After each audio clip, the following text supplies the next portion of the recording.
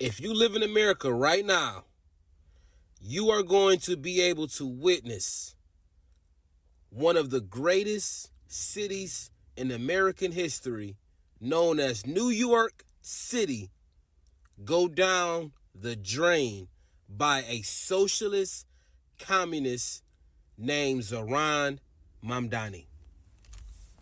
Enjoy the show. 24 years after 9/11, New York City has elected a Muslim socialist to run it. Like, not only is New York City the largest city in the United States, but it is also the financial capital of the world.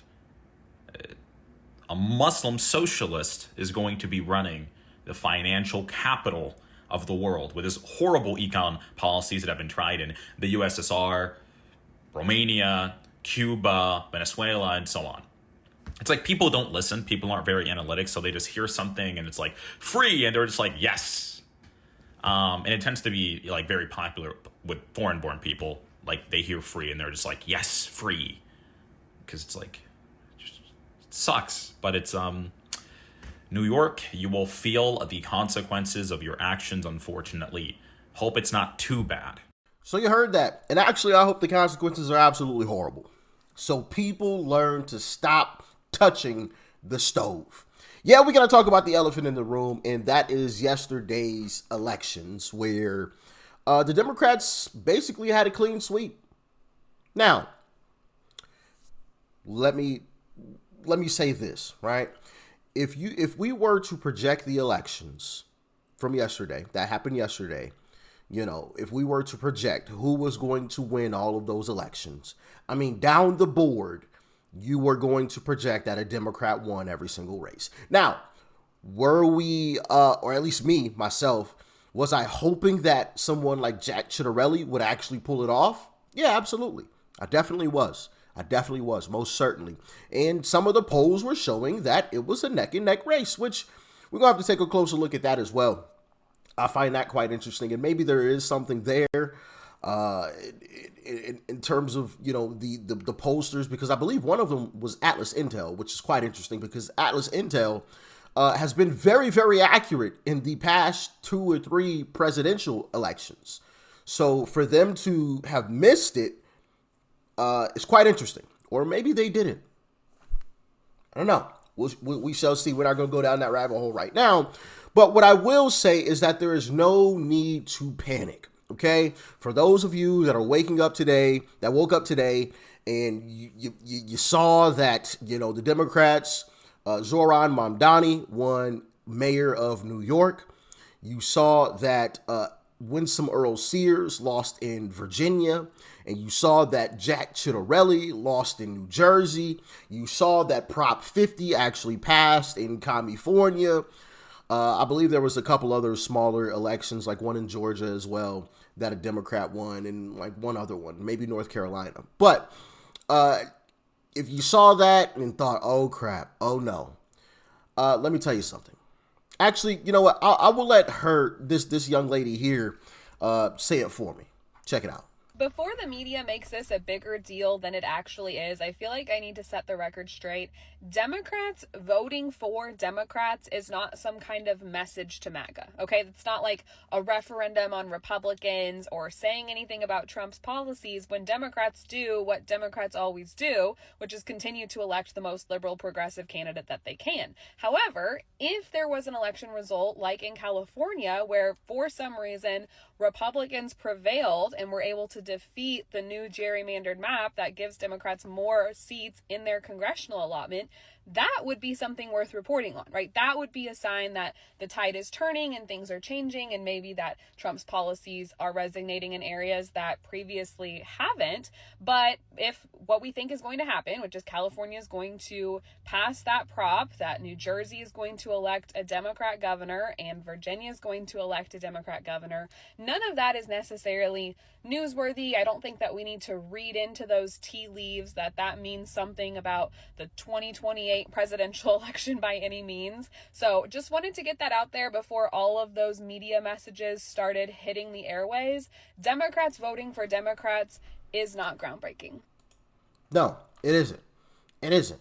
And from the very beginning, even when the races got their closest, the Republican was always trailing, minus the Attorney General's race in Virginia. I believe there were some polls that was showing that race, the Republican actually did take the lead in a couple of those polls. That's the only one. Every single other race, the Republican was trailing the entire time from beginning to end. Okay? So Democrats winning yesterday is not this referendum. Oh my goodness, like they were supposed to win. It would have been newsworthy if they actually lost.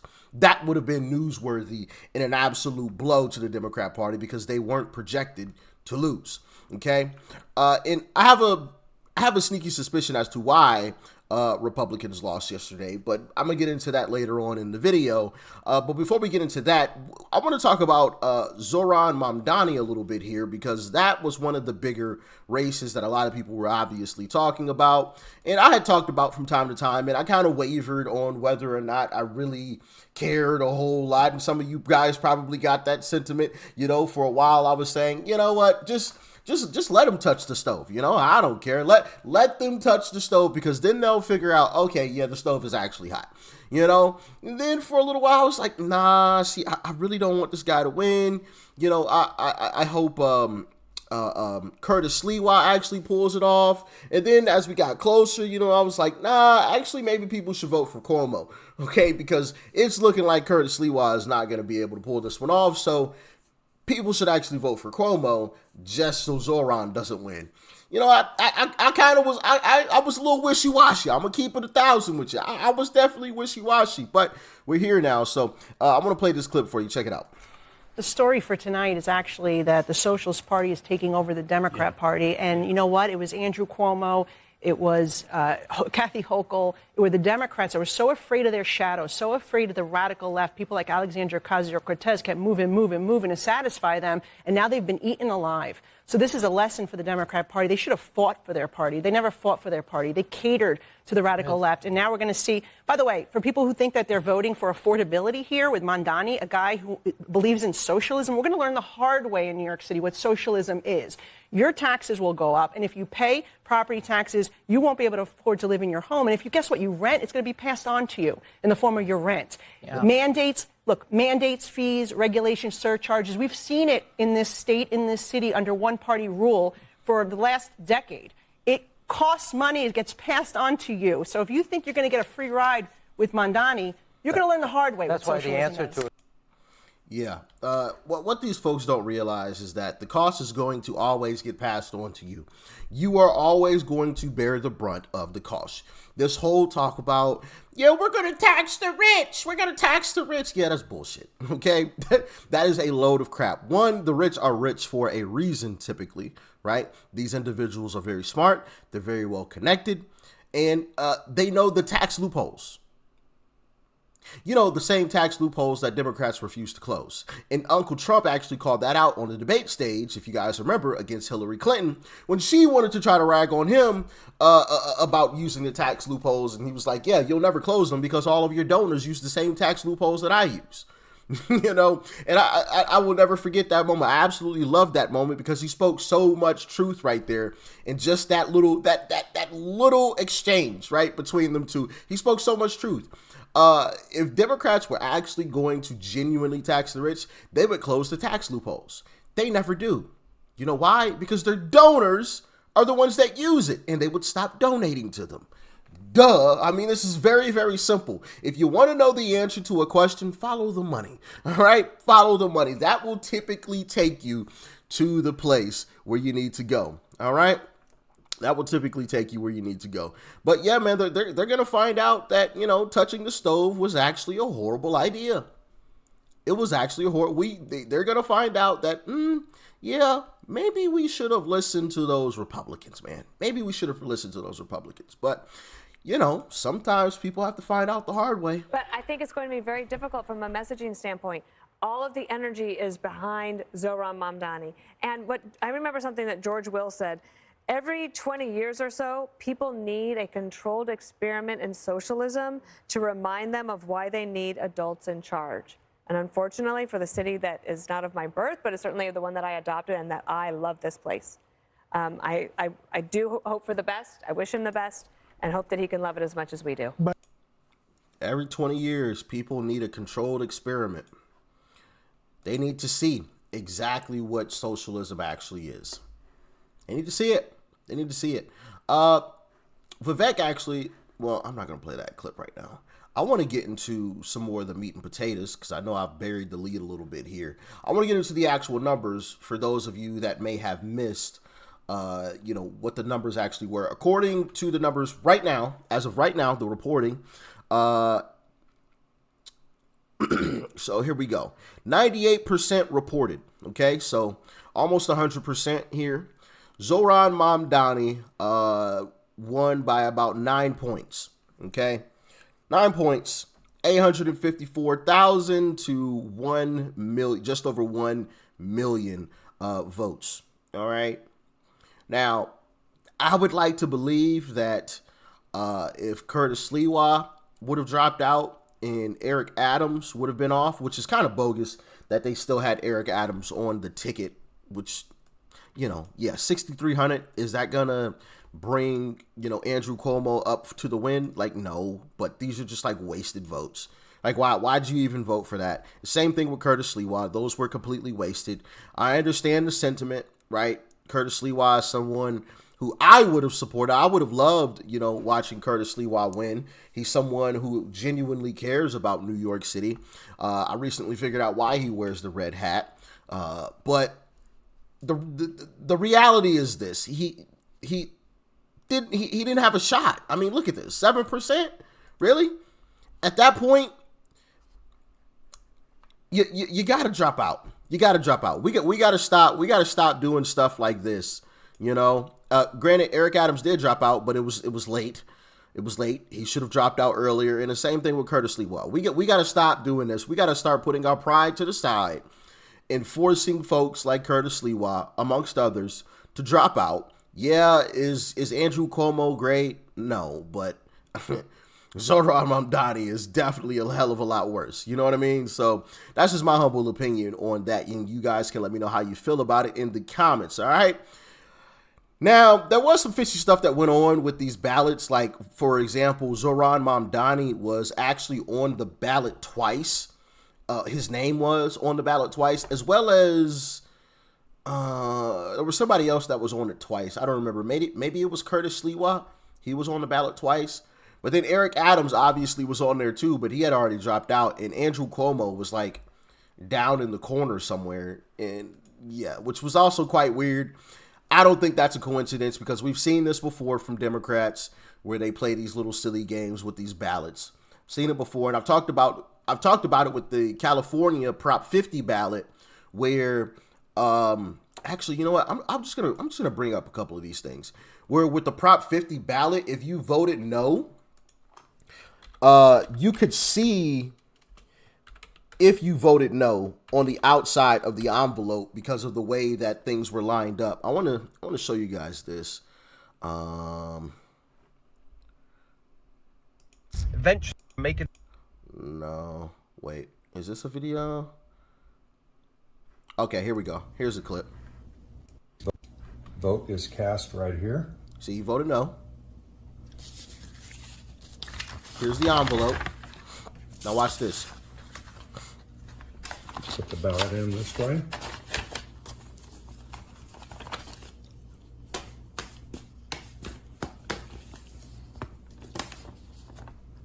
Bam. You could see that he voted no by that circle right there. That's a no vote. So when someone's grabbing these envelopes, if they see a black circle there, they can easily just toss that to the side. Not saying that is what happened. I don't have any evidence of that, of course, and I'm not going to falsely report anything to you guys, but I don't think that was just a coincidence, right? I don't think that was just a coincidence. Now, I want to show you guys the NYC ballot as well and show you where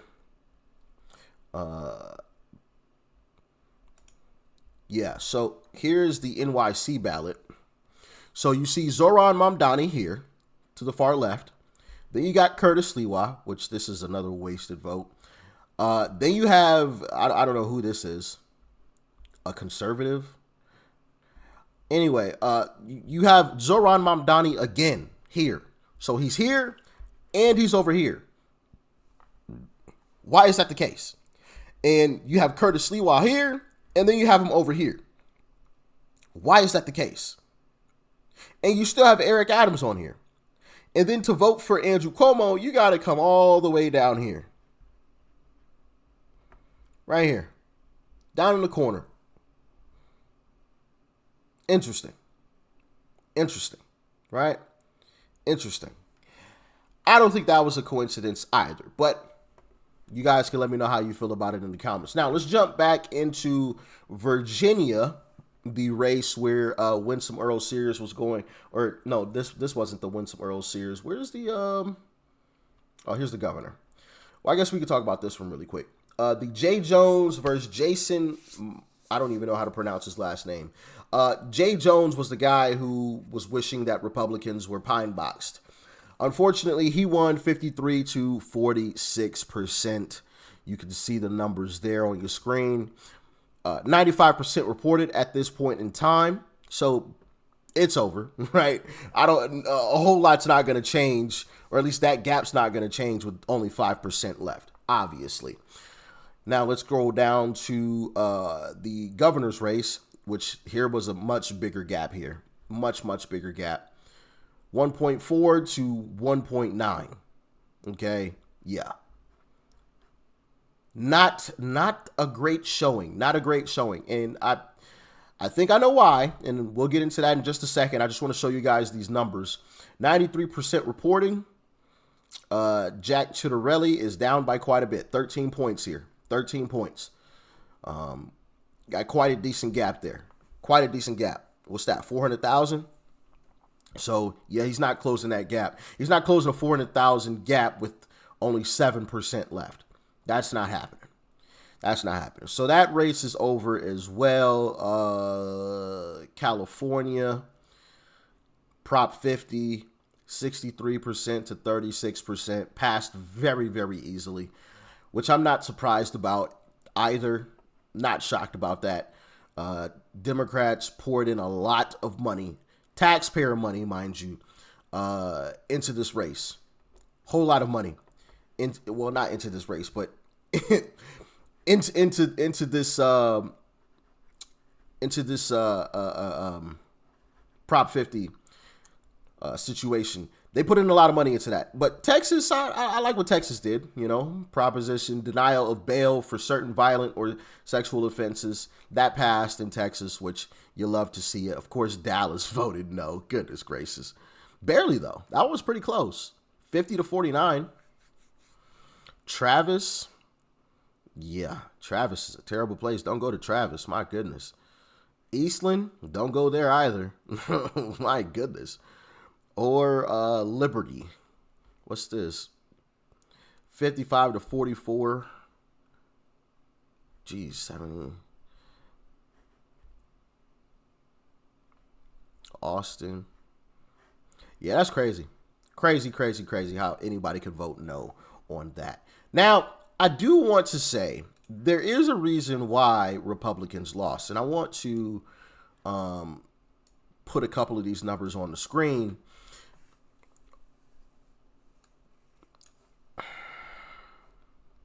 This is the Virginia race, right? We were 13% down. 13% down while Democrats showed up 22% more in comparison to 2021, right? It's the same thing down here. Now, we did actually show up a little bit more in comparison to 2021. We showed up almost 10% more, right? Which is great. Until you come down here and you see that Democrats showed up by almost 34% more. Now, I say that because, well, I wanted to show you guys that because we have to figure out how to get ourselves out to vote in these, off election years. We got to do it. And we gotta figure out how to get people motivated when Trump's not on the ticket. When Uncle Trump is on the ticket, people show up in droves. And I love it. It's beautiful. But he can't be on the ticket anymore. So what are we gonna do? Right? Now, I think come a presidential election, we'll be fine, right? JD Vance gonna be on the campaign trail, more than likely. We'll see. I know we got some time, but more than likely it's going to be J.D. Vance. And I'm sure Uncle Trump would be on the campaign trail as well with J.D. Vance. So presidential elections, I think we'll be fine.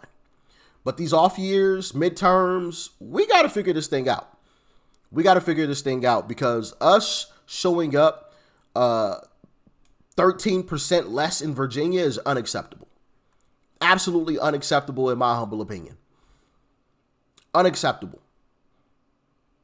Not saying that we would have won or anything like that. I mean, we would have brought it a hell of a lot closer. But 13% less is absolutely crazy to me. Crazy. Inexcusable. Inexcusable. We should be showing up. So if you guys have any ideas, suggestions, I'm definitely interested in hearing them. But we got to figure this thing out. Now, once again, these races aren't that big of a deal. If we're being completely honest, on a scale from 1 to 10, how much these races actually matter, I would say like a 1, if I'm being completely honest, because these are just governor's races, right? These aren't major, Senate moving or House moving elections or anything like that. This isn't a presidential election. This isn't midterms or anything. This is an off year right after we just won, so it's to be expected, right? Even in the midterms, it's to be expected that we'll lose somehow in the midterms. That's just the way things typically go. So keep that in mind. Don't panic. Everything is fine, especially when you consider that Democrats were favored from the very beginning anyway. So don't let mainstream media fool you into thinking, oh my goodness, Democrats are making this big comeback. Wow. The Republicans are on the ropes. Look at them. You're like, no, stop it with the nonsense. All right. No need to panic, but we do need to figure out how to better show up in off-year elections, because in the Virginia election, we did show up by 13% less. Over 200,000 people decided not to show up for the Virginia election. Now, that can also be due to, the candidate, which I don't like to bash candidates, but if we're being completely honest, Winsome Earl Sears wasn't the greatest candidate to begin with. I equate it to what's the brother's name? What's that? I equate it to Herschel Walker, right? Not the greatest candidate in the world type of deal. He's okay, but not great. Probably could have found someone a little bit better. So maybe that's the case, but still. We got to we can't be letting these Democrats win these off-year elections. I want to demoralize these folks, right? And that's what would have happened. If we would have managed to pull out a win in Virginia and then New Jersey, the Democrat Party would have been absolutely demoralized. Demoralized. Now, they've got a little bit of life. They're going to sell it to their base, right, as a little bit of life, as a sign of life. You can bet your bottom dollar. I can guarantee they're doing it right now as we speak, right? So just keep that in mind. In other off-year elections, demoralize these folks. Show up. Show up in the numbers that we should show up in. As a matter of fact, bring a friend. Show up in even better numbers, okay? Sheesh, man. Sheesh. Anyway. I just wanted to talk to y'all about that and make sure that nobody was out there panicking about any of this stuff, because it's unnecessary. But y'all get in the comments. Let me know your thoughts and your opinions. Stay safe out there. Peace and love. I'm out.